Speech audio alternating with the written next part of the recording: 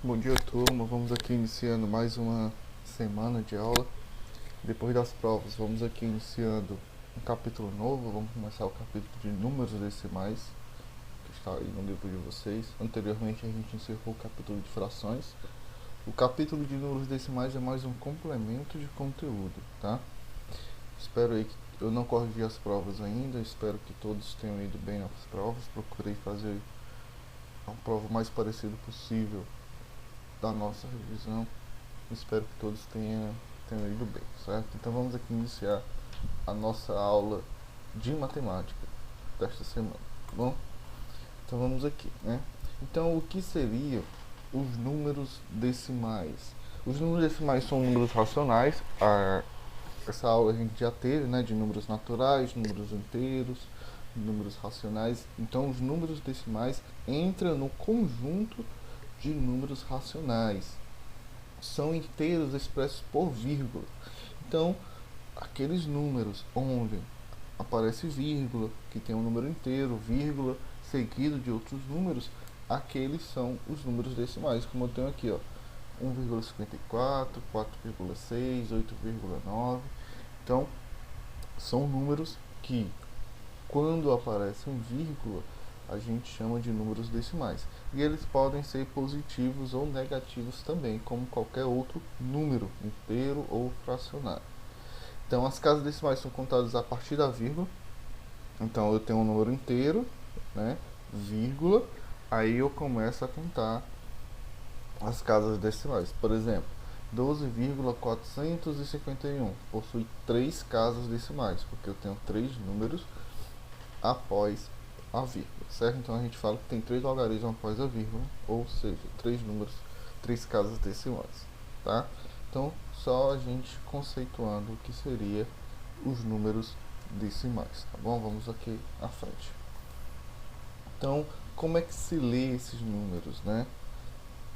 No capítulo anterior a gente viu as frações, aprendeu a manipular as frações, fazer cálculos com as frações e ler.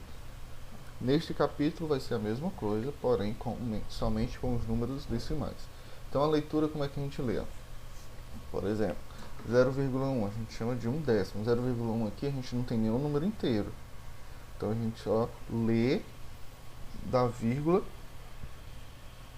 para frente. Então da vírgula para frente, pessoal, vai ter o décimo, centésimo, milésimo, certo? Então a gente vai de acordo com as casas que tem depois da vírgula. Então aqui eu só tenho uma casa depois da vírgula, então a parte do décimo. Então aqui 1/10.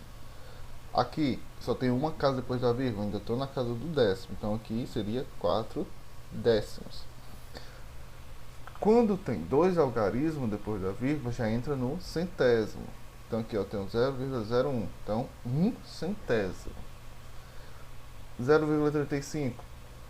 O 5 aqui já entra, o 35 já entra com 2 casas, é o centésimo, então 35 centésimos. Quando eu tenho 3 casas depois da vírgula, eu entro nos milésimos. Então aqui 125 milésimos.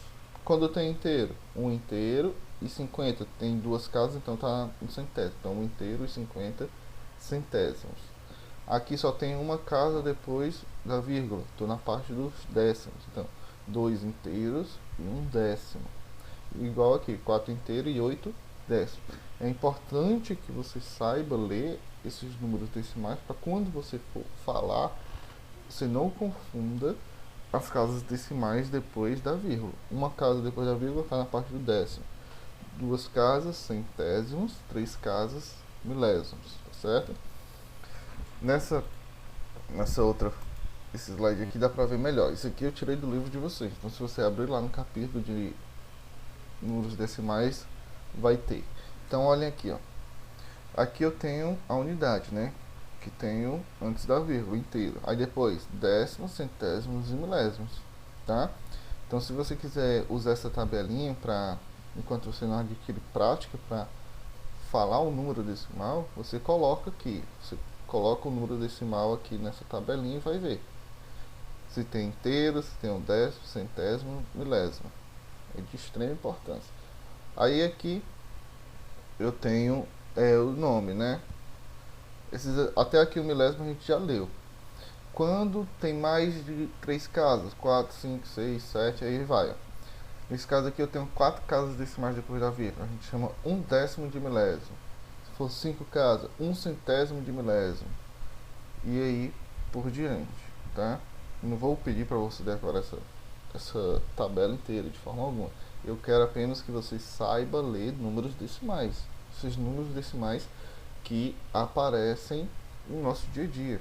Muito comum no nosso dia a dia aparecer números decimais numa tabela nutricional de um alimento ou qualquer outra situação. Então é importante que você saiba ler. Nesta página também aqui tem outros exemplos de como se lê um número decimal, certo? Então nossa aula de hoje queria apresentar o capítulo, queria que vocês entendessem o que é um número decimal e como se lê. Próxima aula a gente continua o nosso capítulo, ok? Até mais.